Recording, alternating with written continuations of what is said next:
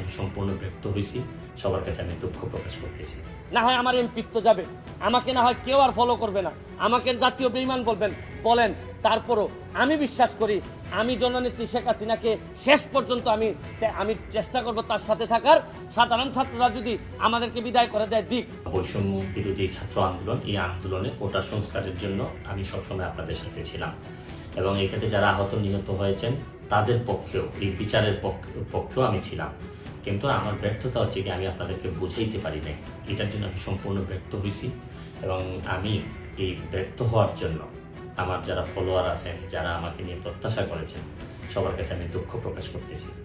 আমি আপনাদেরকে আরেকটি কথা বলতে চাই। এখন যে কাঠামোগত সংস্কার আপনারা চাচ্ছেন, দেখেন এই সংস্কারের জন্য আমি বহু বছর আগে থেকে কাজ করে যাচ্ছি। আপনারা দেখেন এই দুর্নীতির বিরুদ্ধে যুদ্ধ গত 15 বছরে আপনারা যে 2-3 জন মানুষ দুর্নীতির বিরুদ্ধে সোচ্চার ছিলেন, এর মধ্যে হয়তো আমাকে একজন আপনারা পাবেন। আপনারা জানেন যে আমি এস আলমের বিরুদ্ধে নিজে বাদী হয়ে মামলা করছি টাকা পাচারের জন্য। আপনারা জানেন যে আওয়ামী লীগের বর্তমান কমিটির যিনি প্রচার সম্পাদক আব্দুসমান গোলাম, তার আমেরিকাতে 9 বাড়ি থাকা নিয়ে আমি নিজে বাদী হয়ে মামলা করছি। আমি পুলিশের সাবেক আইজিপি বেনজিরের বিরুদ্ধে নিজে বাদী হয়ে দুদকে মামলা করছি। মহান সংসদে আমি তার বিরুদ্ধে বক্তব্য দিছি। মতিউর যে কর কমিশনার মতিউরের বিরুদ্ধে আমি মামলা করছি। আমি সালাম মুর্শিদির বাড়ির নিয়ে মামলা করছি।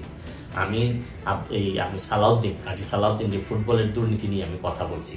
ওসি মুয়াজ্জেমের বিরুদ্ধে আমি নিজে মামলা করছি, করে তার 8 বছরের সাজা হয়েছে ডিজিটাল নিরাপত্তা আইনে।